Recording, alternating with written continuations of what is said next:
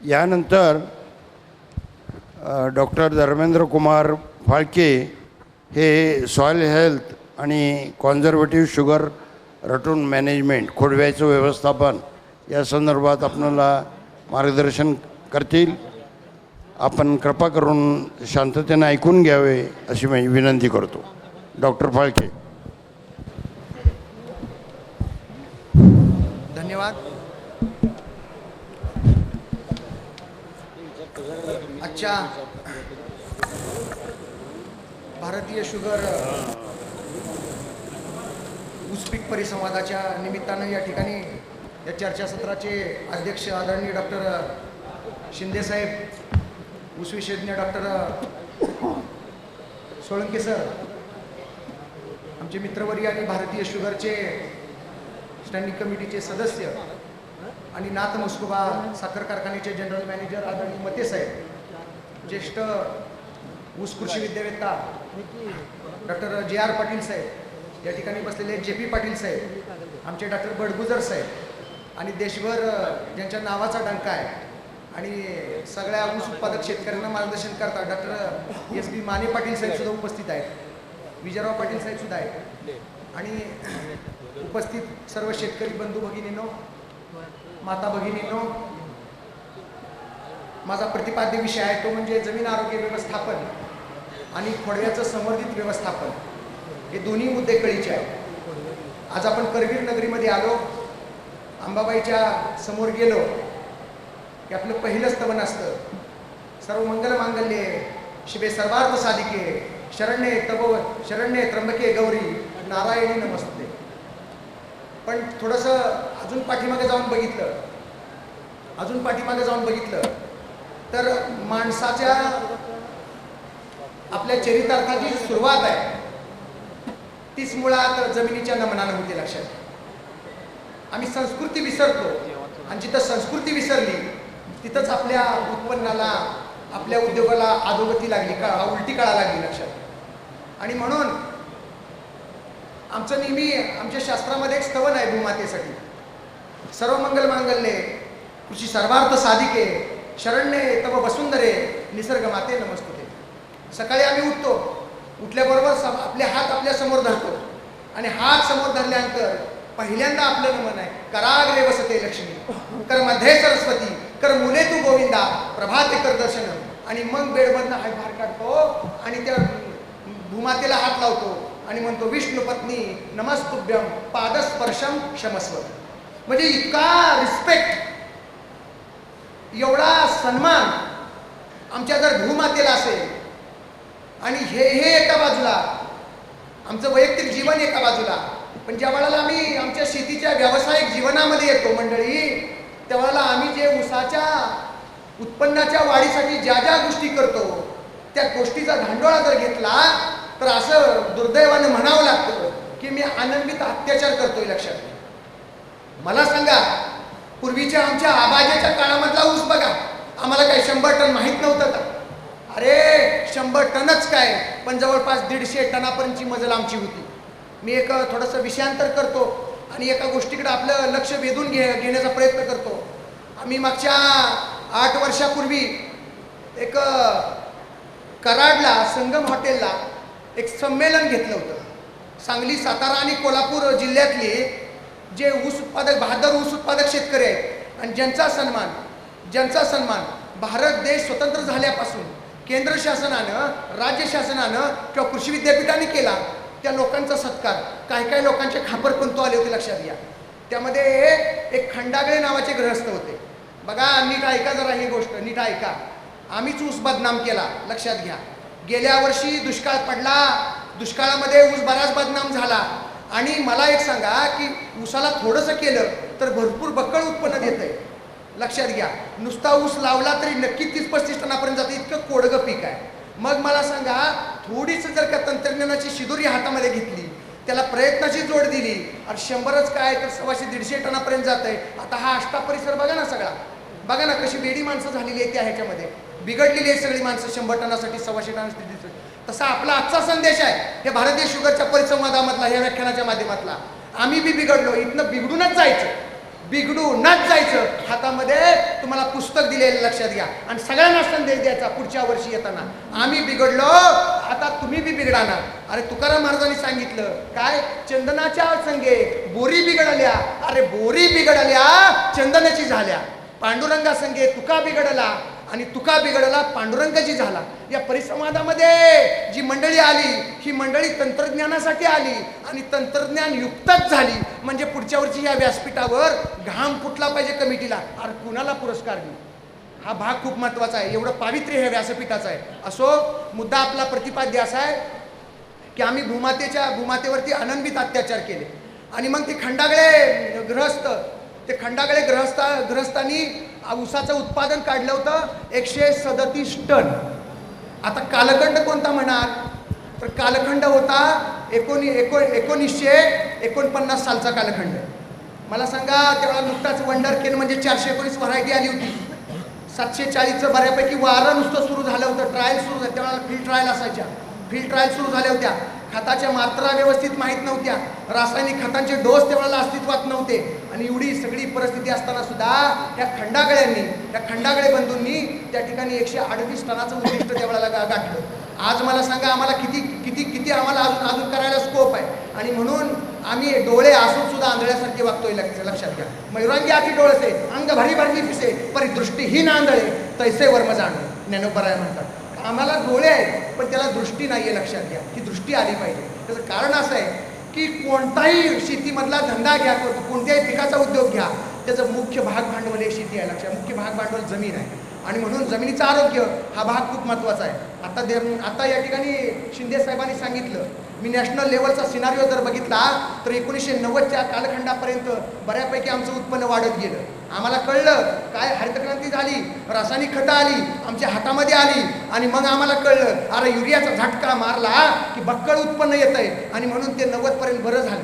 90 नंतर उत्पन्नाची पातळी परत घसरायला लागली आणि म्हणून फर्टिलायझर असोसिएशन ऑफ इंडिया आणि वर्ल्ड ॲग्रिकल्चर ऑर्गनायझेशननं त्या ठिकाणी सर्वे घेतला आणि सर्वे घेतल्यानंतर लक्षात असा आला की खतं घातल्यानंतर अप टू सर्टन लिमिटपर्यंत उत्पन्न येत आहे, पण तिथनं पुढं कितीही खतं घातली तरी त्या ठिकाणी उत्पन्नाची पातळी वाढत नाही आहे. आणि म्हणून आजची स्थिती जर बघितली 2005 नंतरच्या कालखंडाची तर जवळपास आज सूक्ष्म अन्नद्रव्य, मुख्य अन्नद्रव्य, दुय्यम अन्नद्रव्य आणि सूक्ष्म अन्नद्रव्य हे टोटल एकूण 16 घटक आहे. त्यानंतर सिलिकॉन 17वा आहे आणि परत आणखीन अजून एक दुसरा येऊ घातलाय. आता असे 18 मूल अन्नद्रव्यांची जी कमतरता आहे ती आपल्या सगळ्या जमिनीमध्ये जाणवायला लागली. म्हणजे जवळपास आमची जमीन आता कमजोर झाली आणि कमजोर जमीन झाली आणि म्हणून पूर्वीच्या काळी असं असायचं कुठंतरी ऊस लावल्यानंतर कुठंतरी एखाद्या झोपक्यामध्ये एखाद्या पॅचमध्ये आपल्याला त्या ठिकाणी पिवळा ऊस झालेला पडलेला दिसायचा.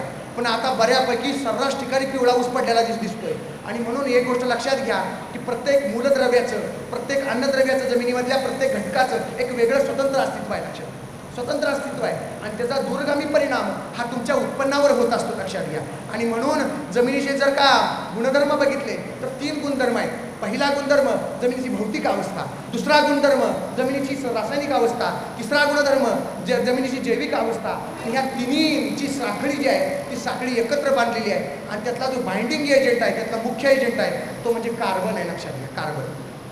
आज तापमान वाढतं, पावसाच्या वेळेला पाऊस पडाना, उन्हाच्या वेळेला ऊन पडाना, गारठ्याच्या वेळेला गारठा पडाना, अशी सगळी एक दोलायमान अवस्था आहे. आणि ह्या अवस्थेला म्हणायचं क्लायमेट चेंज, ग्लोबल वॉर्मिंग, वातावरणीय बदल. बघा तुम्ही मुंबईत पाऊस पडला, इकडं काही ठिकाणी तर धोधो पाऊस पडला, ज्याला पाऊसच माहीत नव्हता तिथे इतका धोधो पाऊस पडला की बांधलेले बंधारे फुटले.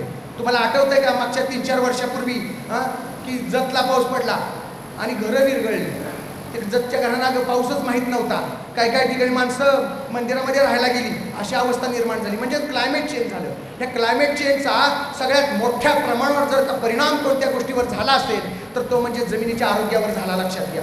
आणि म्हणून तापमान वाढलं की जैवविविधता धोक्यात येते, जैवविविधता धोक्यात आली की जैव रासायनिक शृंखला तुटते आणि जैव रासायनिक शृंखला तुटली की त्या ठिकाणचं जे काही अन्नद्रव्य जे आहे ही 17-18 अन्नद्रव्य ही जमिनीमध्ये, त्या जमिनीच्या ढेकळामध्ये, त्या मातीच्या कणाच्या भोवती गुंफण करून ठेवलेली असतात. ती सगळी शृंखला बिघडते आणि मग पिकाच्या पीक पोषणावरती गंभीर परिणाम होतो, दूरगामी परिणाम होतो आणि तिथं आमचं उत्पन्न घटतं. मंडळी, तुमची ऊसाची कांडी बारीक पडणं असेल, ऊसाचं एकंदरीत उत्पन्न कमी पडणं म्हणा, ह्या सगळ्या गोष्टीचं जर गमत कशात असेल तर ते म्हणजे मातीमध्ये लक्षात घ्या. मातीचं जर आरोग्य जर चांगलं राहिलं तरच आम्हाला ऊसाच्या उत्पन्न वाढीचा आम्हाला विचार सार्थ कुठेतरी करता येणार आहे. आणि म्हणून मंडळी आम्हाला जमिनीचं आरोग्य हे सुधारणं हे अत्यंत गरजेचं आहे. तुम्ही म्हणाल जमिनीचं आरोग्य बिघडलंय, हे आम्हाला अनुभवतं का? हो, तुम्हाला त्याचा अनुभव घेता येतो.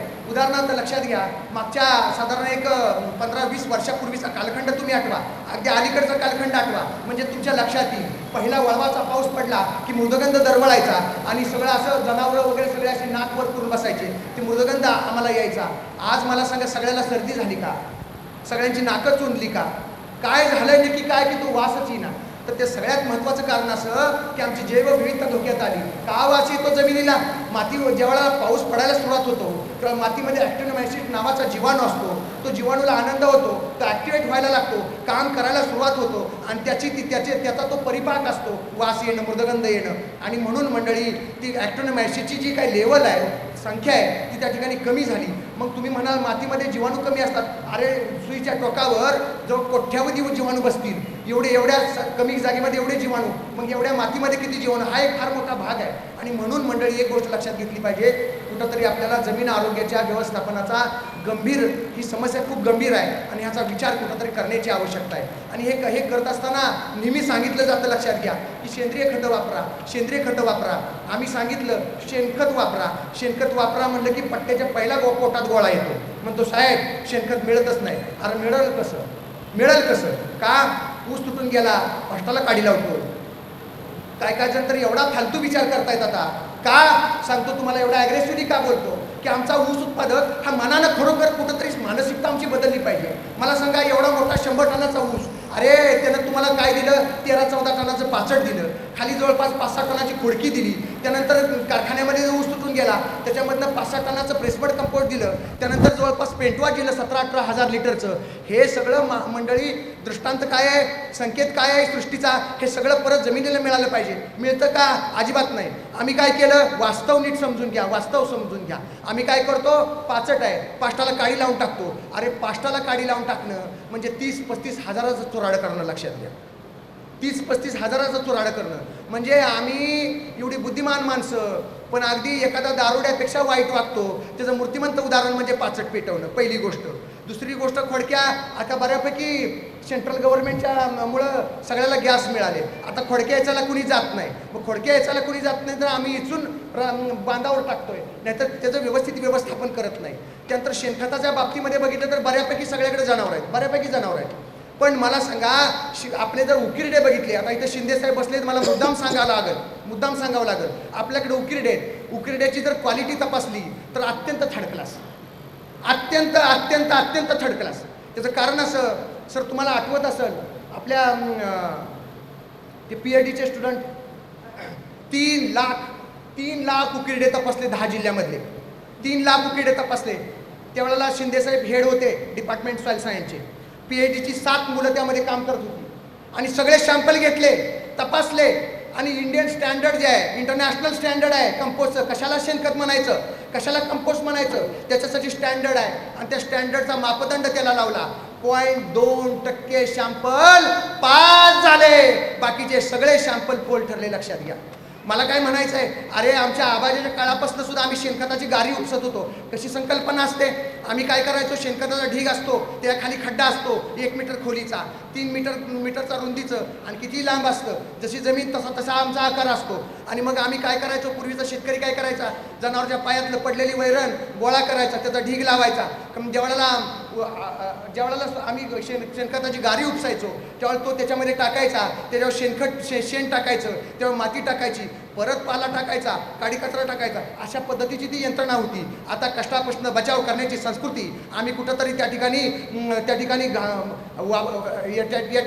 येऊ पाहते. लक्षात घ्या, ही थोडीशी धोकादायक गोष्ट आहे. आणि म्हणून एक आवर्जून सांगावंसं वाटतं, चांगलं कंपोस्टमध्ये कशाला म्हणायचं, हा मुद्दा आपण कळला पाहिजे. कारण हे उत्पादन वाढीमधलं अत्यंत महत्त्वाचं सूत्र आहे. लक्षात घ्या, काय आपण जसा उकिरडा उपसत जातो, पहिल्यांदा सुरुवातीला राग धुराळा दिसतो, त्यानंतर काडी कचरा दिसतो, खाली गेलं की खंडकुंड दिसतात, त्यानंतर परत खाली गेलं की खंडकुंड्याचा बुकना दिसतो आणि त्या बुकण्याच्या खाली हळूहळू हळूहळू त्या ठिकाणी काय होतं, ओलसर असा काळा कुळकुळीत काळा कुळकुळीत साका तुम्हाला दिसायला लागतो. मला सांगा मंडळी, जसा जसा माणूस खाली खाली उकिरडा उपसत जातो तसा तसा त्याला डान्स करायला लागतो, चटके बसायला लागतात. का? त्या कंपोस्ट पीटचं जे टेम्परेचर असतं ते 52 ते 55 डिग्री सेंटीग्रेडपर्यंत असतं, लक्षात घ्या. त्याला मेझोफिलिक बॅक्टेरिया तिथं काम करत असतात. हा भाग खूप वेगळा, शास्त्र खूप वेगळं आहे, सांगायचं झालं तर एक दिवस जाईल, त्या तपशिलामध्ये मी जात नाही. पण प्रतिपाद्य मुद्दा असा आहे आपला की जसा जसा माणूस खाली जाणार त्या शेणखताच्या खड्ड्यामध्ये हात घालणार, त्या शेणखताचा जो काळा काजळाच्या वडीसारखा जो साका आहे तो साका काढला, हातावर घेतला आणि तो जर खाल्ला तर मालमासारखा लागतो. अरे परमेश्वराला, पांडुरंगाला, या अंबाबाईला अपेक्षित असणारं जे शेणखत आहे ते शेणखत म्हणायचं. वरचा जे आहे ना, सगळ्या लबाड्या आहेत, लक्षात, सगळ्या लबाड्या. तुम्ही लबाड्या केल्या की लबाडीच पदरात पडणार. कारण का? तर कुठं तरी समर्पणाची भावना ठेवली पाहिजे, लक्षात घ्या. आम्ही काय केलो, ऊस गोड लावला, अरे मुरा सकट खाल्ला, म्हणून आबाजाच्या काळामधला 100 टनाचा मळा आज धोक्यात आला, लक्षात घ्या. ह्याला कारणीभूत आपणच आहोत, लक्षात घ्या.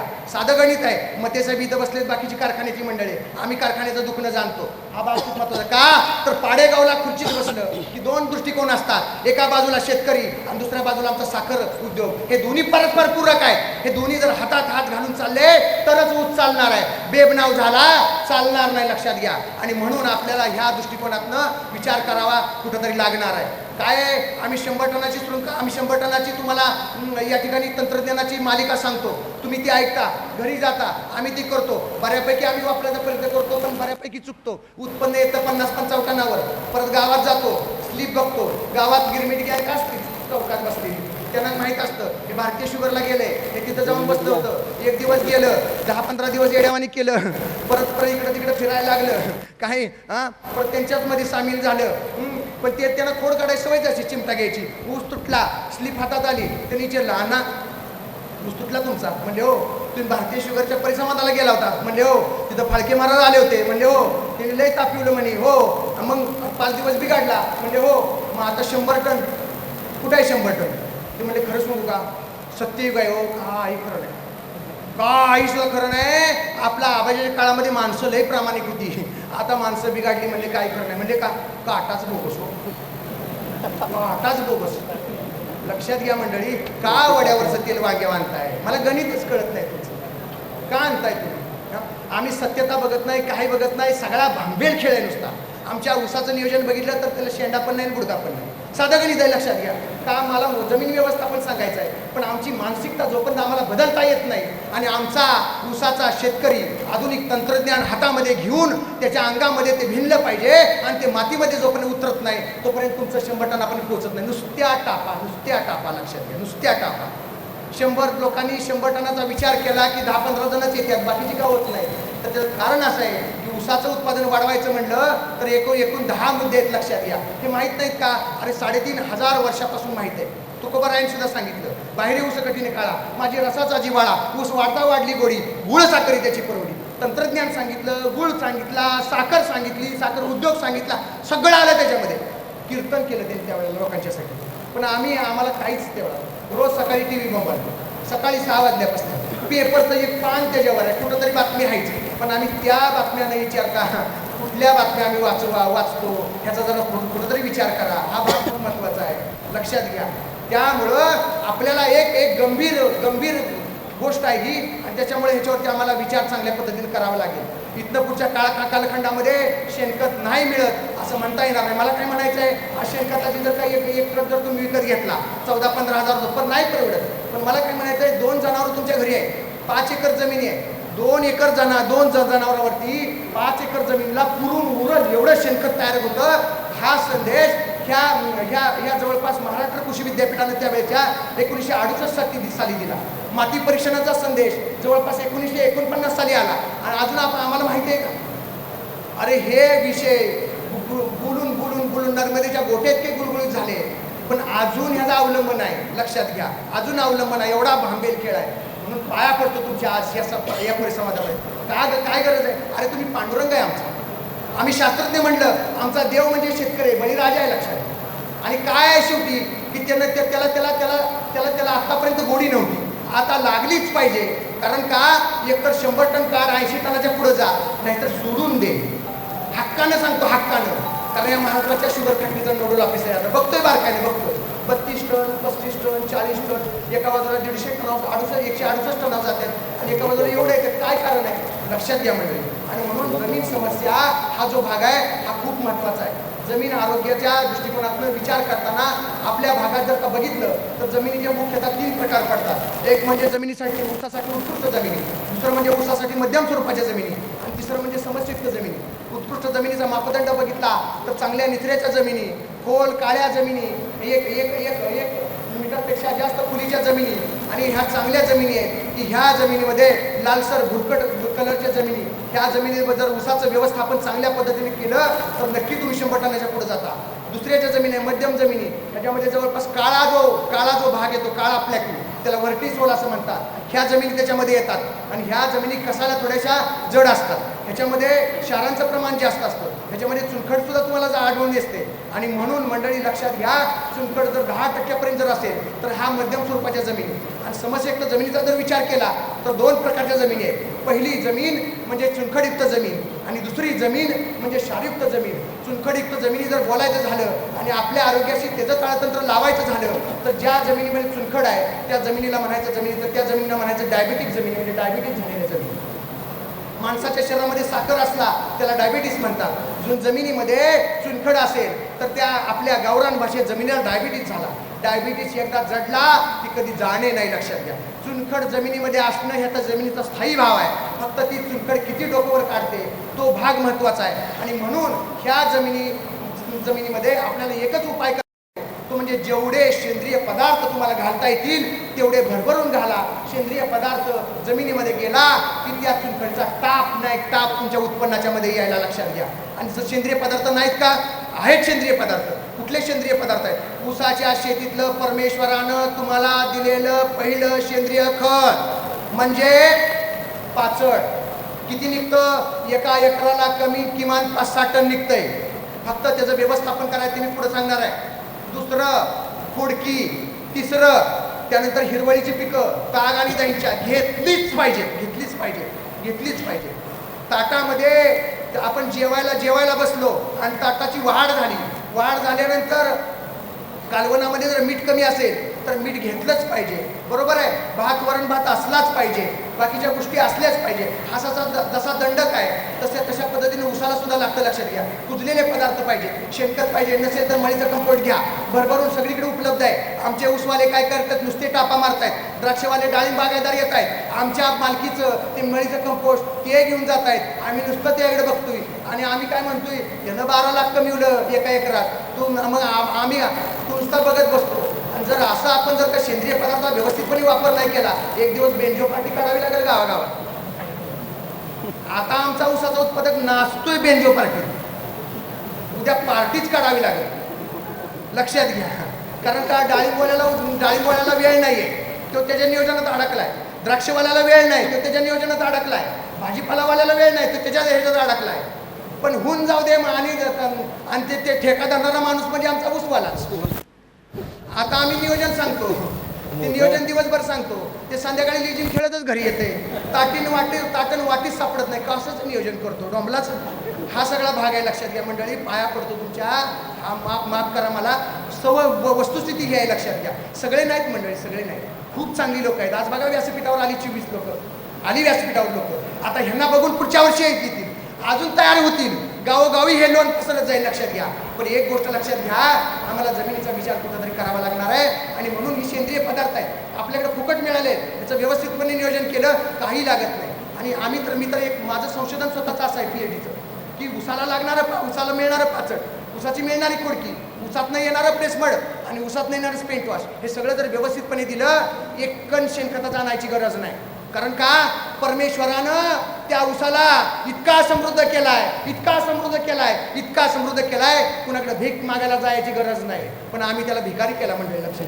त्यामुळं पाया पडतो, हात जोडतो. एक गोष्ट आम्हाला करावी लागेल आणि ती काय करायची, तर आम्हाला सेंद्रिय पदार्थाचं नियोजन आम्हाला शिकलं पाहिजे. म्हणून पाचट व्यवस्थापन हिरवळीच्या पिकांचं व्यवस्थापन हे केलं पाहिजे. लोक बऱ्याच वेळा म्हणतात काय की हिरवळीची पिकं आम्ही घेतो, मग आम्हाला 1.5 महिना लागतो. 1.5 महिना म्हणजे 45 दिवस घ्यायला लागतात आणि त्यानंतर परत आणखी तार बँचा काढला की परत आणखी त्या ठिकाणी परत आणखीन आम्हाला जवळपास 1 महिना जातो. आणि म्हणून आम्ही त्यानंतर नवीन संशोधन आता पाडेगावचं आलं, खुशकीचा मार्ग त्यातनं काढला. काय झालं की काय करायचं सुरुवातीला आणखीन जमीन आरोग्याचं व्यवस्थापन करताना सुद्धा चांगल्या मशागती झाल्या पाहिजेत, खोल मशागती झाल्या पाहिजेत. आम्ही काय करतोय, आमचा ट्रॅक्टरचा जो फाळ आहे तो साधारण 1.25 फुटावरच फिरतोय.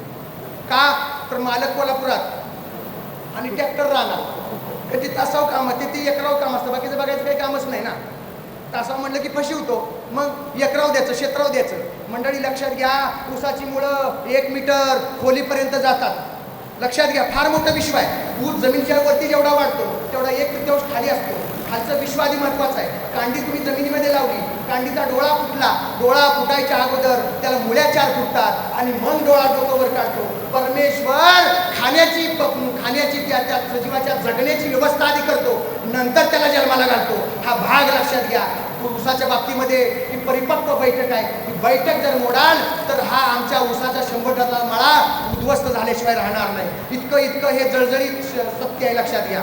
आणि म्हणून एक गोष्ट आम्हाला करावी लागेल, चांगली खोल नांगरट करून घ्या. सगळ्यांच्याकडे आता सबसॉयलर येण्याची आवश्यकता आहे. सबसॉयलर येण्याची आवश्यकता आहे. सबसॉयलर जर आला, 1-1 मीटरवरती उभा आडवा जर मारला, मस्तपैकी असे फुलाक पडणार. 2 कानाची पलटी येणार. पलटीनं परत आणखी रान आमचं मोकळं होणार. जवळपास 2.25 फुटापर्यंत खोलीपर्यंत आमच्या जमिनी जर झाल्या, मोकळ्या झाल्या, तर मला सांगा तिथं चांगलं उत्पन्न येतं. आमच्याकडे पाडेगावला कोपरे पाटील आहे. मी नुकताच जॉईन झालो. त्यांनी मला बोलवलं, त्यांनी सांगितलं, म्हणले साहेब एक प्रयोग केला आहे. म्हणजे काय केलंय, माझ्या जमीन थोड्याशा चुनखड जमिनी कॉम्पॅक्ट झाल्या होत्या, काय व्यवस्थित मशागत पण करता येत नव्हती. मग त्या म्हणले मला सबसॉयलर पाहिजे होता. मिळालाच नाही हो. सगळीकडे फिरलो, मिळालाच नाही. कारखान्यावर गेलो, तिथं मोडून पडला होता. आता काय करायचं म्हणले, भावाकडे गेलो आणि भावाकडून JCB आणला. त्याला डिझेल मी टाकलं आणि रान म्हणले उकरलं. कितीपर्यंत, तर 2.25 फुटापर्यंत उकरलं. म्हणले 2.25 फुटानं उकरलं आणि म्हणले आता हा 10 महिन्याचा ऊस आहे, चला बघायला. गेलो, 4 गिरट्या घातल्या. का हाच का ऊस, हाच का ऊस कोकरे पाटलांचा, हाच का ऊस. 4 गिरट्या घातल्या आणि गिरट्या घातल्यानंतर बत्तीने बसलो आणि म्हणलं कोकरे पाटील खरं सांगा, म्हणलं नक्की काय केलंय. काही सुद्धा केलं नाही म्हणले साहेब. फक्त JCBनं जमीन चाळली आणि जमीन चाळली आणि मला जसं जमतंय तसं नियोजन केलं. महाराज, मनगटासारखा ऊस मजबूत होता. एक इतापेक्षा जास्त लांबीची कांडी पडली होती आणि सगळे ऊस एकसारखे होते. मी परत माघारी आलो. थोडंसं मला त्या दिवशी मला अस्वस्थ झालो. दुसऱ्या दिवशी ऑफिसला गेल्यानंतर आमच्या सगळ्या शिफारशी काढल्या आणि शिफारशी काढल्यानंतर लक्षात असं आलं, पाटील साहेब, की आपली शिफारस आहे 1972ची शिफारस आहे आपली, की सबसॉयलर जर वापरला आणि खोल काळ्या जमिनीत जर नांगरट केली तर 28 ते 30% उत्पन्न वाढता येईल त्या मशागतीत. बाप्पा हो, आमचा 6 बैली नांगर सुटला आणि आमच्या 100 टनाला अवकाळा लागली. लक्षात.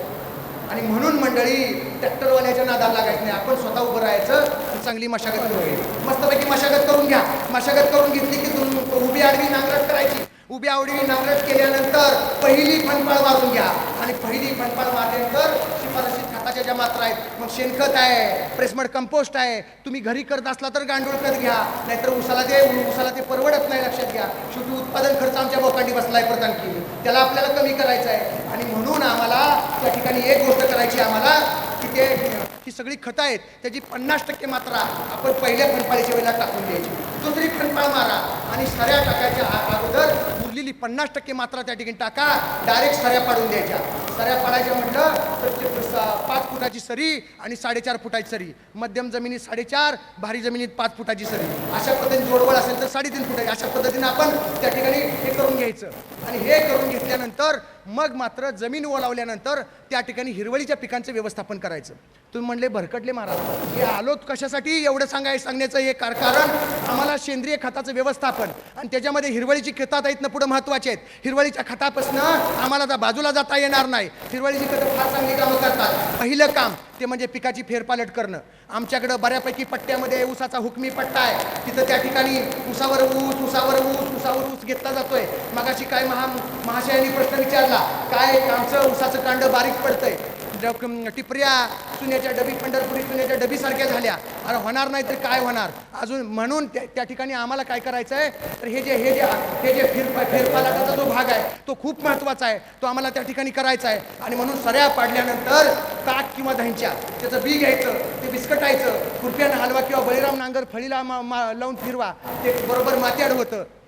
मातीआड झालं, वापशावर 5-6 दिवसामध्ये उगवून येतं. आणि उगवून आल्यावर त्या ठिकाणी ड्रिपच्या नळ्या टाका, म्हणजे त्यातनं तुम्हाला नत्राचा डोस देता येतो. 1 पोतं युरिया 1 एकराला त्या ठिकाणी द्यायचा, म्हणजे ते फसफसून वाढतं. आणि आणखीन एक त्याच्यासाठी शिफारस अशी आहे की उसाचा जो बेसल डोस आहे त्याच्यामध्ये स्फुरद फार महत्त्वाचा आहे. हा चमत्कारिक भाग आहे. तो जर का रेसिड्यूच्या माध्यमातून जर गेला, म्हणजे हिरवळीच्या पिकाच्या शरीरामध्ये तो शोषला जातो. आणि हा शोषित झालेला जो काही स्फुरद आहे तो उसाला जर मिळाला तर बक्कळ उत्पन्न वाढतं, लक्षात घ्या.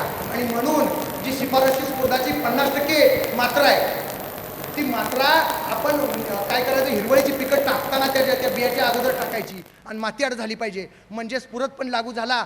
ताक दह्यांच्या त्या ठिकाणी ताक दह्यांच्या चांगला वाढला. आणि ताक दह्यांच्या वाढल्यामुळं हिरव्या पदार्थांचं म्हणजे बायोमास वाढलं. आणि बायोमास वाढलं, जमिनीची सुपीकता वाढली, जमिनीचं सेंद्रिय कर्ब वाढलं. आणि सेंद्रिय कर्ब वाढल्याबरोबर फेरपालट पण झाली. आणि सगळं कसं आकडी गरगरीत इको फ्रेंडली झालं, समाधानकारक झालं. अशा पद्धतीने करायचं. म्हणजे हा ताक टाकला, हा ताग उगवून येतो, उगवून आला की 40 दिवसाचा होतो. आणि 35 ते 40 दिवसाच्या कालखंडामध्ये त्या ठिकाणी बारीक बारीक बारीक अशा काय होतात, त्या ठिकाणी कळ्या यायला लागतात, लक्षात घ्या. आता आमच्या मंडळींना ताग गाडायचं कधी हे अजून माहीत नाही, लक्षात घ्या. त्यात मतमतांतर आहेत. काही लोक म्हणतात अण्णा शेंगा येऊ दे, काही लोक म्हणतात जरा चांगलं जरा त्याला धागं येऊ दे, जरा कशाला गडबड करतो उगाच, हां येऊ दे, चल जाऊ तालुक्याला, असा सगळा कारभार चालतो. शास्त्रज्ञ म्हणून एक संदेश मला या ठिकाणी द्यायचा आहे. एक गोष्ट तुम्हाला आवर्जून सांगायची आहे. ती गोष्ट अशी आहे की कळ्या जस्ट उमलायला लागल्या. पाटील साहेब, मोरे साहेब, कळ्या जस्ट उमलायला लागल्या, कळ्या जस्ट उमलायला लागल्या, पाकळ्या बाहेर पडायला लागल्या. ती जी स्टेज आहे प्रॉपर स्टेज कशाची, इनकॉर्पोरेशन, ताक दह्यांच्या गाडण्याची योग्य वेळ म्हणजे तेवढी वेळ आहे. जर ताक पुढं गेला तर फायबर वाढतात, लक्षात घ्या. फायबर वाढला ताक कुजत नाही. आणि जर ताक कुजायला त्या ठिकाणी जर का मॉइश्चर म्हणजे पाणी जर मिळालं नाही तर ताक तसाच राहतो. आणि जर का हा कोल्हापूरचा वरचा पट्टा, कमी पाण्याचा पट्टा जर बघितला तर त्या ठिकाणी मुंग्या, वाळवी, पर्यायानं हुमणी असे सगळे विकार त्याच्या पाठीमागे यायला लागतात. म्हणून एक गोष्ट लक्षात घ्या, काडी कचरा जर शेतामध्ये गेला आणि व्यवस्थितपणे जर कुजला तर त्या ठिकाणी हुमणी येत नाही, त्या ठिकाणी वाळवी येत नाही, त्या ठिकाणी काही येत नाही, लक्षात घ्या. तिथं ती बायोलॉजिकल सिस्टीम काम करत असते, त्याचं कार्बनमध्ये रूपांतर होतं. आणि ते जमीन सुपीकता वाढीच्या दृष्टिकोनातनं महत्त्वाचं असतं. आणि मग काय करायचं, आता ताक तर उभा आहे, आम्ही उभ्या गाडत होतो. जवळपास 40% जे काही मटेरियल हे वर राहतं, बाकीचं फक्त 60% मटेरियल खाली गेलेलं असतं आणि 40%चा लॉस होतो. आमच्या हे लक्षात आलं. आणि म्हणून पाडेगावला आपण प्रयोग घेतला. आणि मग काय करायचं, आपला रोटावेटर घ्यायचा. हा रोटावेटर चांगल्या पात्याचा असला पाहिजे. हा रोटावेटर घ्यायचा, जमिनीच्या पृष्ठभागापासून 1 वीत अंतरावरती हा रोटावेटर फिरवायचा. काय करतो हा रोटावेटर शेतातनं फिरतो आणि सगळ्या पदार्थांचे तुकडे करतो, सगळ्या ताकदांचे जे बारीक तुकडे करतो. तुम्ही म्हणाल गुंडळ वगैरे काही नाही आहे. जर का 40 ते 42 दिवसाची जर स्टेज असेल आणि जर का रोटावेटर तुम्ही घातला तर तो रोटावेटर पूर्णपणे त्याचा भुगा करून टाकतो. साधं गणित आहे. ताग उपटला, धांच्या उपटला, खसा चोळला, फेकून दिला, भातच होतो, लगदाच त्याचा. अशा पद्धतीने जर होत असेल तर ट्रॅक्टरनं ते सहज शक्य होत आहे. नसेल, एक मल्चर नावाचं चांगलं गुन्हे अवजार बाजारामध्ये आले, तुम्हाला ते बघायला मिळेल. जरा बाहेर जाऊन जरा बघा, हा मल्चर आणा. हे कुट्टी, पाष्टाची पण कुट्टी करतंय, वल्याची कुट्टी करतंय, वाळकीची कुट्टी करतंय, हा भाग लक्षात ठेवा. त्यामुळं तो मल्चर आणायचा, तो जमिनीच्या वरती एक वितावरनं फिरवायचा, फिरवल्यानंतर ते सगळं कुट्टी होतं. एक गोष्ट लक्षात घ्या, एक दंडक आहे, शास्त्रीय दंडक. आम्ही प्रत्येक गोष्टीला बगल देत आलो. आणि एक गोष्ट लक्षात घ्या, शास्त्र हे दुधारी शस्त्र आहे. जर का तुम्ही शास्त्राचा 100% वापर केला, उद्धार. जर शास्त्राचा 50% अर्धवट वापर केला, बुंगून बसणार, वाटोळ्याकडे वाटचाल. आणि म्हणून मंडळी आम्हाला काय करायचं आहे, कोणताही काडी कचरा जमिनीमध्ये घातला तर 1 टन काडी कचरा असेल, 8 kilo urea, 10 kilo single super phosphate आणि 1 किलो पाचट कुजवणारे जीवाणू, एवढं जर आपण त्या ठिकाणी टाकलं सगळं इको फ्रेंडली होणार आणि लवकर कुजणार. आणि म्हणून त्या कुट्टी केलेल्या तागावर 1 पोतं युरिया, 1 पोतं सिंगल सुपर फॉस्फेट टाकून द्या. जर का त्या ठिकाणी जीवाणू असतील 5-6 किलो जीवाणू, तर ते जीवाणू शेणखत घ्या, मळीचं कंपोस्ट घ्या, त्याच्यामध्ये मिसळा, टाका. नाही मिळालं 5-6 पाट्याशी ओली माती, वलसर माती घ्या, त्याच्यामध्ये मिसळा, इसकटून द्या. आणि मग काय करायचं, वरंब्याला रिजर लावायचा, वरंब्याची सरीचा वरंबा करायचा, वरंब्याच्या पोटामध्ये हे सगळं जातं, त्या ठिकाणी पोटामध्ये जातं आणि ते कुजायला लागतं. एका बाजूला लगेच दुसऱ्या दिवशी रोपं लावायची. आणि आता रोप लागण आपण या ठिकाणी प्रमोट करतोय. आता कांडी लागण बंद, रोप लागण. आणि घरी रोप आपल्याला करता येतात, चांगली साध्या सुध्या पद्धती आहेत, लक्षात घ्या. अशा पद्धतीनं आपण नियोजन करायचं. आणि मग त्या ठिकाणी एक 15 ते 20 दिवसामध्ये पूर्णपणे ताक कुजून तयार होतो. त्यातनं वॉटर सोल्युबल कार्बन, त्यातनं मायक्रोबला आवश्यक असणारा कार्बन हा त्या ठिकाणी मिळतो. आणि अशा पद्धतीची जैवविविधता सुरू होते आणि 100 टनाचा मार्ग तुमचा त्या ठिकाणी मोकळा होतो. मंडळी लक्षात घ्या. पुढं जर गेलो आपण, नाही साऱ्या पाडल्या, तसाच ताक धांच्या लावला, सरळ कुट्टी करून घ्या. तिथं सुद्धा सरळ कुट्टी करून घ्या. त्याच्यावर 1 पोतं युरिया, 1 पोतं सिंगल सुपर फॉस्फेट टाका. शेणखताच्या माध्यमातून जीवाणू वगैरे टाकून द्या. आणि जीवाणू टाकून दिल्यानंतर मग पलटी मारली की ओल नसेल तर त्या ठिकाणी काय करा, पाणी सोडून द्या. पाणी सोडून दिल्यानंतर 10 ते 15 दिवसामध्ये पूर्णपणे हा ताग धांच्या कुजून जातो. आणि त्या ठिकाणी काय करायचं, डायरेक्ट सरी पाडायची. पण ही स्टेज कधीची, 40 ते 42 दिवसाची. ताग हातात घेतला, धांच्या हातात घेतला, बरोबर हातावर फिरवला की त्या ठिकाणी भात होत असेल तर हे जवळपास मटेरियल जे आहे हे हायली डिकम्पोजेबल मटेरियल असतं. आणि त्या दृष्टिकोनातनं ते त्या ठिकाणी जमिनीमध्ये गेलं की लवकर कुजतं. त्यामुळे हा संदेश जरी आजच्या ह्या माझ्या लेक्चरमधनं गेला तरी तुम्हाला सांगतो तुमचं कोट कल्याण होणार आहे. त्यामुळे तशा पद्धतीने करायचं. इथनं पुढं ऊसाची लागण करताना आदल्या दिवशीच बिघडायचं नाही आणि दुसऱ्या दिवशी अन्नाकडे जायचं नाही. अन्न हाय का बेनं, ते म्हणतंय हाय. मग म्हटलं कुठनं आणलंय, पाडेगाववरनं आणलंय. मग पाडेगाववरनं आणलंय, VSIवरनं आणलंय. मग परत म्हणतंय कधी आणलं होतं तुम्ही, तर म्हटलं गेल्याच वर्षी आणलं होतं. असतंय ते खोडव्याचं. शेतकऱ्याचा वैरी आहे. काय लोक 8 रुपयाला ऊस देतात, काय लोक 50 रुपयाला ऊस देतात. आणि ह्यो पट्टा फार सेन्सिटिव्ह आहे साहेब, फार सेन्सिटिव्ह आहे. कोणतरी कर्नाटकात जातो, लेंग्याच्या खिशामध्ये 1-2 कांड घेऊन येतो, कोण धोत्र्यात कांड घेऊन येतो, कोण पिशवीत कांड घेऊन येतो. 1 कांड लावलं, 1 मुळी लावली, 1 गुंटा लावला, 1 एकर लावला, 100 एकराचा सत्यानाश.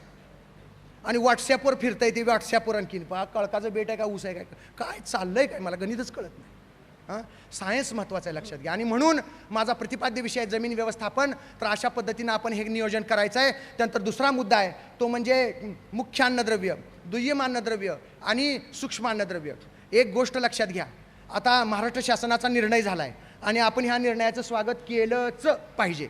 पर्याय नाही. काय आहे आता ती तानाजी मालुसरेंची गोष्ट आहे का नाही, काय गोष्ट आहे की ते तानाजी मालुसरे थोडेसे पिछाडीवर जात होते. शेलार मामानं त्या 90 वर्षाच्या म्हाताऱ्यानं वरनं कड्यावरनं उडी मारली खालच्या कड्यावर. आणि काय सांगितलं त्यांना दिसलं मावळे साहेब बाहेर पळायला लागलेत म्हणजे त्यांना आवाज दिला. म्हणले काय पुढचा शब्द मी वापरत नाही, तुम्हाला माहिती आहे. अरे पळता कुठं म्हणले काय, एक तर कड्यावरनं उड्या मारून तरी मारा, नाहीतर लढून तरी मारा, पळता कुठं. अशा पद्धतीची भूमिका आहे. आज जर आम्हाला ही तंत्रज्ञानाची शब्द फुलं घेऊन जर आम्ही शेतीत उतरणार नसो, सरळ ऊस शेतीचा राजीनामा देऊन टाकूया.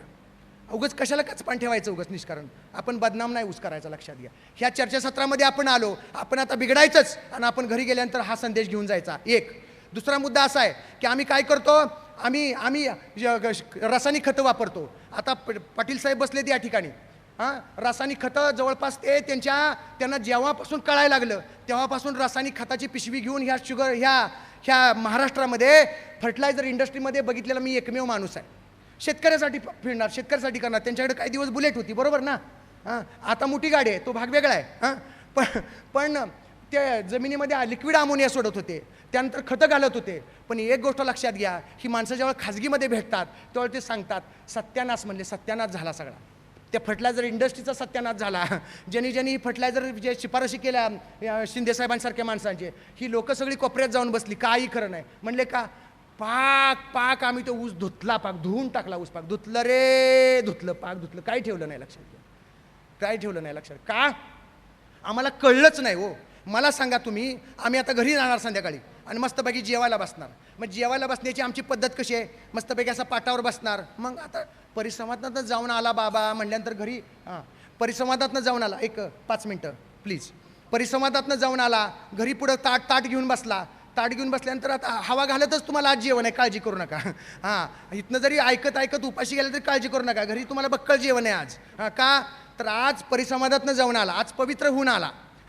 तर मग गणित काय आहे, असं मस्तपैकी ताट ठेवतो. ताटामध्ये सगळं असं वाढलेलं असतं मस्तपैकी, आणि मस्तपैकी आम्ही खातो का नाही. खरं बोलायचं खरं बोलायचं अगदी. आज चुकीचं बोलायचं नाही.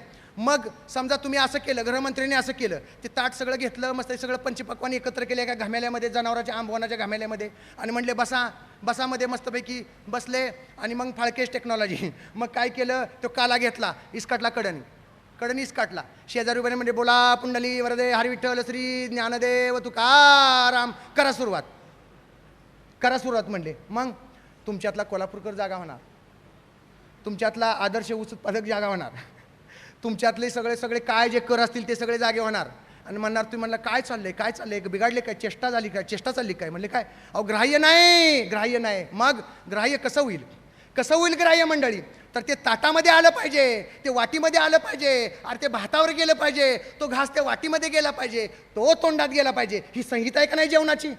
मग मला सांगा, आम्ही ऊसासाठी काय करतो ऊसासाठी आम्ही.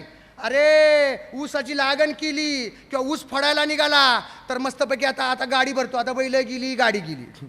आता काय केलं, आता दुकानदार पण शहाणे झाले, त्यांनी डुगडुगं ठेवलं, त्यांचंच डुगडुगं, तोच भरतो माल. तुम्ही जाता म्हणतो ऊसाचा डोस पाहिजे, तो त्याला जसा जमल तसा तो देतो. आता त्याच्यावर आपला विश्वास, चांगली गोष्ट आहे. आणि मग तो आणतो, ते डुगडुगं भरून बांधायला येतं. बांधायला आलं की आमच्या शेजारी मस्तपैकी तळवट हाताळलेला असतो, सगळी पुती येतात. आता भेळ करायची आम्हाला सवय, मिसळ बांधावरची, आणि मग ती सगळं टाकलं जातं, सगळं इसकाम एकत्र केलं जातं, पाट्या भरल्या जातात, आतमध्ये नेल्या जातात, मस्तपैकी त्याचा पाक सगळा धिंगाणा करून टाकला जातो, सगळं इसकाटलं जातं. सकाळी 8 गेलेला बाबा 12 साडेबाराला पाट्या फोकाच्या. आमच्याकडे ते सातारा भागामध्ये पाडेगाव परिसरामध्ये पाट्या फोकाच्या असतात, तुमच्याकडे काय मला माहीत नाही अजून, आता फिरावं लागेल. आणि मग त्या पाट्या, त्या प्लास्टिकच्या पाट्या, त्या स्टीलच्या पाट्या सगळ्या घेऊन लोक सगळ्या गावात नाले असतो, काय जणू काय ह्याचा अख्खा प्यान आला आणि मिरवणूक चालली, असं सगळं चित्र असतं. त्याला म्हटलं का नाही, अण्णा काय केलं, मग खतीस कुठून आलो, उगाच गेलो होतो काय, मग खतीस कुठून आलो. अरे खतीस कुठून आला, तू तुझ्या पायावर धोंडा मारला का, नक्की उसाला खायला घातला का, तू मातीत गेलास, काय झालं काय. तर झालं असं मंडळी, बघा शास्त्र काय, ऊसाची मुळं 1 मीटर खोलीपर्यंत वाढतात, ऊसाची मुळं 1 मीटर खोलीपर्यंत वाढतात. आम्ही रासायनिक खतं कुठं टाकतो, जमिनीच्या पृष्ठभागावर टाकतो. खतं टाकण्याची आमची पद्धत कशी, खतं आधीच कटायची, भळकन पाणी सोडायचं, पाणी देण्याची इंटरनॅशनल पद्धत, डुबुक पद्धत, कटाला कट लावून पाणी, ती पाणी गरगरी झाल्याशिवाय याला समाधानच वाटत नाही. ड्रीपच्या नळ्या टाकल्या तरी पाणी सुटतं, नळ्या तरंगतात. म्हणलं काय नाही हो साहेब, ते जमिनीला आमच्या काय खरंच नाही होते, जमिनीला काही बरं वाटत नाही, ते जमिनीला उरकामत नाही, ती जमिनीला खाली पाणी जात नाही, आम्हाला जास्तच पाणी लागतं. मग आपण बघितलं का नाही वड्याकडं, तर वड्याचं पानकणी डोक्याच्या वर गेले असतो, ह्याचा ऊस डोके इतके आलेला असतो, पाक पिवळा पडलेला असतो, आणि ह्यो आम्हाला शिकवत असतो 100 टन कसं काढायचं. हा भाग सगळ्यात महत्त्वाचा आहे, लक्षात घ्या. पाया पडतो तुमच्या, मी मापं काढायला नाही उभा राहिलो का, टाळूची केसं झडली रे, रोज सांगतोय, बायका पोरा तर पत्ताच नाही अजून, रोज सांगतोय. बाग बरकड्या उघड्या पडल्या, हा 8 तास कशासाठी, अरे तुमच्यासाठी आहे ना, तुमचं उत्पन्न वाढलं. आता इथं खाली माने पाटील साहेब ही सगळी बसल्यात, ह्यांचं आयुष्य 10 वर्षांनी वाढणार. पांडुरंग आहे माझा समोर, पण गाडगे महाराजांनी सांगितलं पांडुरंगाची पूजा कशाने करायला, येडवानी केला तर सटवायची पूजा चपलीनं, पांडुरंगाची पूजा शब्द फुलांनी, साधं गणित आहे. आता काही नाही आहे का, अरे भारतीय शुगरच्या परिसंवादामध्ये आले, उक्त घेतलं तुम्ही तुमचं, आम्ही उक्त घेतलं, चला संपर्कात राहा, कसं उत्पन्न वाढत नाही तेच बघू. अरे महाराष्ट्राचा ऊस पंढरीचा पांडुरंग इथं आहे, सगळी पंढरी तुमच्याकडे आहे. अहो SB माने पाटील साहेब तिथनं त्या उत्तर प्रदेशमधनं आले, त्यांचा 4 वेळा फोन येतो, मला सगळ्यांच्या बरोबर भाषण करायचं आहे. आले ते आमचे पाटील साहेब आले, ही सगळी मंडळी आली. आता शिंदे साहेबाचं काय वय आहे का इथं बसायचं, खरं सांगा तुम्ही. पण ती लोक बघितली ती उड्या मारतायत, लक्षात घ्या. म्हणून पाया पडतो, हात जोडतो, लक्षात घ्या. आम्हाला खतं कशी द्यायची आहेत, ऊसाच्या मुळाच्या सांध्यात द्यायची आहेत, 1/2 फूट खोलीवर द्यायची आहेत, ओलाव्याच्या सांध्यामध्ये द्यायची आहेत. सूर्याला उडी नाही पडली पाहिजेत, उडून जाणार नाहीत, वाऱ्यानं उडून जाणार नाहीत. सगळीच्या सगळी 100% खतं जर पिकाला मिळाली तर तुमचा 100 टनाचा मळा नक्की पिकणार आहे, लक्षात घ्या. परत आणि म्हणून डोक्यावर ताट घेऊन आम्ही जीव शकत नाही, इसकटल्यावर जीव शकत नाही, अशी पद्धत आहे. तिसरी गोष्ट आणखीन, आम्हाला जर समजा घरामध्ये आता श्रावण महिना आहे आणि श्रावणी असते, आता श्रावण सुरू झालाय. श्रावण संपल्यावर बघा ज्यांनी श्रावण धरले त्याची इडाळलेल्या आंब्यासारखी कशी तोंड झालेली असतात. ते चैतन्य नसतं, लक्षात घ्या. हे आम्ही नाव दिलं त्याला चैतन्य. ही उपाशी मारायची लक्षणं. लोक जर तुम्हाला 1 तारखेपासून 30 तारखेपर्यंत जर का तुम्हाला पिठलं झुणका जर खायला घातला, काय होईल हो मला सांगा? काय होईल तुमची हेल्थ? आता सॉईल हेल्थ हा शब्द आहे. तुमची हेल्थ कशी होईल? कशी होईल सांगा ना? कशी होईल? बघण्यासारखी होईल का नाही? हां, पाहुण्यारावण्याला वळखाल का तुम्ही? अजिबात नाही. मग तुम्हाला काय लागतं? आठवड्यातले 7 दिवस त्यातला सगळा मेनू ठरलेला. पहिलं ताट समोर आलं, भाकरी पाहिजे, चपाती पाहिजे, त्यानंतर आणखीन कधी कधी थालीपीठ पाहिजे, मसाले भात, साधा भात, त्यानंतर जिरा, परत आणखीन बरेच काय काय भाज्या, कच्चं, अर्धवट शिजलेलं, तळलेलं, नुसतंच भाजलेलं, हे जसं लागतं. अरे उसाला सगळंच लागतं, लक्षात घ्या. सगळं लागतं. वाळकं कुडकुडीत पाचट, सलाड, हिरवळीची खतं, कॉन्सन्ट्रेट्स म्हणजे खारीक खोबरं, आमच्या सगळ्या पेंडी, बरोबर आहे. चटण्या, अरे जीवाणू खतं, कोशिंबीर, जीवाणू खतं, लक्षात घ्या. हां, ते आमटी म्हणजे आमचं स्पेंट वॉश, शिरा म्हणजे आमचं प्रेसमड कंपोस्ट. हा सगळा भाग आहे, लक्षात घ्या मंडळी, सगळा भाग आहे. आणि म्हणून हे सगळं आम्हाला त्या ठिकाणी द्यायचं आहे. हा भाग एक आहे. 2 मिनिटात अजून तुम्हाला खोडवा सांगतो आणि या ठिकाणी थांबतो. खोडवा हा जो भाग आहे तो बऱ्यापैकी लोकांना अजून पचनी पडत नाही. जरा सगळ्यांनी आता कानटाव करायचे. फायद्याची गोष्ट आहे, लक्षात घ्या. आपल्याला हे करायचं आहे. माझा एक आरोप आहे आपल्या सगळ्यावरती. आता हक्काची माणसं म्हणली की आता काही बोलायला काय हरकत नाही. काय आहे की आता आरोप आहे माझा एक. काय आरोप आहे की आमचे सगळे ऊस उत्पादक हे लागण धार्जिने आहेत. खोडव्याला आम्ही चांगली वागणूक देत नाही, लक्षात घ्या. आणि शास्त्र असं सांगतं की ऊसाच्या लागणीपेक्षा खोडव्यामध्ये भरभरून खिसे भरायची संधी आहे. कारखान्याला पण आहे आणि शेतकऱ्याला पण आहे. म्हणून अजून दोघांनाही आता थोडंसं आपल्याला वेगळ्या पद्धतीने आपल्याला सांगावं लागणार आहे. आणि म्हणून खोडवा कसा आहे आमचा? तर खोडवा आता क्लायमेट चेंजमधला आहे. पाठीमागं तुम्ही जो खोडवा ऐकला तो खोडवा आजचा नाही आहे. आजचा खोडवा खूप वेगळा आहे. कसा आहे खोडवा? खोडव्या ऊसामध्ये जाताना एक गोष्ट करायची आहे. तुमची अंतकरणापासून काया वाचा मने तुमचं परिवर्तन झालं पाहिजे. म्हणजे काय करायचं? 5 खुडी ज्या आहेत आम्हाला लागलेल्या, 5 ज्या गोष्टी आहेत त्या आम्ही सोडून द्यायच्या. 5 गोष्टी आम्ही करायच्या नाहीत आणि मग 5 गोष्टी करायच्या कुठल्या ते सांगतो. म्हणजे खोडवा तुमच्या खिशामध्ये येतोय. काय कोणत्या 5 गोष्टी करायच्या नाहीत? पहिली गोष्ट, ज्या वेळेला ऊस तुमचा तुटणार त्यावेळेला तुमची फौज तुम्ही बरोबर घेऊन जायचं. शेतामध्ये मस्तपैकी उभं राहायचं आणि उभं राहिल्यानंतर त्या शेतामध्ये पाऊल टाकल्यानंतर 5 गोष्टी काय करायच्या नाहीत, लक्षात घ्या. पहिली गोष्ट, पाचट कधीही पेटवायचं नाही. कधीही पेटवायचं नाही. अरे पाचट पेटवणं म्हणजे ते काळ्या आईच्या तोंडातला घास काढून घेण्यासारखं पाप आहे, लक्षात घ्या. सांगतो पुढं काय ते. आणि म्हणून आम्ही पाचट पेटवायचं नाही. दुसरी गोष्ट, खोडवा ठेवायचा असेल तर पाष्टाची कुट्टी बिलकुल करायची नाही.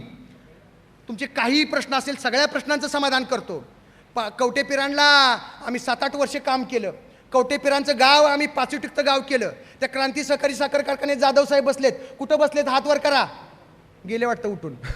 हां, तर त्यांनी नागाव गाव केलं. आता 15 गाव आहेत आणि ते आदर्श 5टिक्त गाव म्हणून पुरस्कार देत आहेत. आता विजयराव पाटील साहेब बसलेत. आम्ही 2 जण एकत्र आलो. कवटेपिरांना कार्यक्रम लावला आणि इलेक्शनसारखा पाष्टाचा कार्यक्रम लावला. आमचे पाष्टाचे सगळे कार्यकर्ते या ठिकाणी, कार्यकारिणी सगळी बसली कवटेपिरांच्या आदर्श ऊस खोडवा व्यवस्थापन अभियान लावलं आम्ही, लक्षात घ्या. आणि एकच केलं, गावात पाष्टाचं पातं पेटलं नाही पाहिजे. आणि म्हणून पाचट पेटवायची नाही. पाष्टाची कुट्टी बिलकुल करायची नाही. का? कारण सगळ्या महाराष्ट्रातली इथं लोक आली असता. आजचा एक तुम्हाला निरोप आहे पाडेगावचा, ह्या परिसंवादाचा, की पाचट जर जसे तसं राहिलं तर लवकर कुजणार नाही. आणि जर लवकर कुजलं नाही त्याचा आच्छादन म्हणून वापर होणार. आणि आता किती जरी पावसाने दडी मारली, आम्ही सगळा जवळपास महाराष्ट्रातले बऱ्यापैकी कारखाने बघितले. विदर्भ बघितला, मराठवाडा बघितला, खानदेश बघितला, कानड देश बघितला, मध्य महाराष्ट्र बघितला, पश्चिम महाराष्ट्र बघितला. आणि नंतर लक्षात असं आलं की जिथं पाचट राहिले तिथं जवळपास 2-2.25 महिन्यापर्यंत ऊसाला काय झालेलं नाही. आणि म्हणून पाचट ठेवणं लय भारी, ऊस जमिनीला गुणकारी. हा एक मुद्दा. शांत लोक बसली होती. त्याच्यामध्ये ग्रह होते, तारे होते, चंद्र होता, देवगण होते, राक्षस होते, प्राणी होते, पक्षी होते, एक पणती सुद्धा होती. आणि सूर्यानं प्रश्न केला, माझ्यानंतर माझं काम कोण करील? त्यावेळेला सगळ्यांनी माना खाली घातल्या. परत प्रश्न झाला, माझ्यानंतर माझं काम कोण करील? त्यावेळेला एक पंथी उठली आणि त्या पंथीनं सांगितलं, हे प्रभो, मला जेवढं जमेल तेवढं मी नक्की करीन. मला असं वाटतं आज आपण भारतीय शुगरच्या परिसंवादामध्ये आलात. फार चांगला माहोल झाला, लक्षात घ्या. फार चांगला माहोल झाला. आला आपण या परिसंवादामध्ये बसला. आज तुम्हाला हात जोडून विनंती आहे, कळकळीची विनंती आहे, पाया पडतो तुमच्या. आज हा ऊस पंढरीचा तुम्हाला निरोप आहे. हा भारतीय शुगरच्या ह्या परिसंवादाच्या ज्ञानसत्राचा निरोप आहे. काय करा, उत्पादन वाढीच्या जगन्नाथाचा रथ तुमच्या दारामध्ये येतोय, लक्षात घ्या. आज या निपानं ह्या जगन्नाथाच्या रथाला तुमचा हात लागू द्यात आणि आपलं उत्पन्न वाढू द्यात. आपलं उत्पन्न वाढणं हे राष्ट्रकार्य आहे, आपलं उत्पन्न वाढणं हे देवकार्य आहे, आपलं उत्पन्न वाढणं हे देशकार्य आहे, लक्षात घ्या. माझ्या एका शेतकऱ्याचं उत्पन्न 100 टन वाढलं, माझ्या देशाची मान उंच झाली. अरे कोट कोट कल्याण झालं ज्या माता पित्यानं असा पुत्र जन्माला घातला. पुत्र व्हावाजी ऐसा गुंडा, जयाचा तिन्ही लोकी झेंडा. आणि म्हणून आम्हाला 1000 नको, कचपान नको, एकच दे पण 1000ला भारे असू देत. आमच्याकडे कचपान झालंय मंडळी जास्त, लक्षात घ्या. ते सोडून देऊ, वाईट विचार सोडून देऊ आणि आजचा हा उत्पादन वाढीचा पवित्र विचार डोक्यामध्ये घेऊ आणि आपल्या काळ्या आईचं स्तवन आदर्श आणि उत्पादन वाढीच्या तंत्रज्ञानासाठी आरोग्य व्यवस्थापन, काडीकचरा व्यवस्थापन आणि खोडवा व्यवस्थापन हे करा. त्याला झुकतं माप द्या, तुमचं कोट कल्याण होईल. आई अंबाबाईला या ठिकाणी साकडं घालतो आज कोल्हापुरामध्ये की ह्या आमच्या तमाम ऊस उत्पादक या मंडळींना त्यांचं अव्वा आयुष्य सुखाचं समाधानाचं जावं आणि 100 टन 150 टन व्हावं. धन्यवाद. जय हिंद, जय महाराष्ट्र.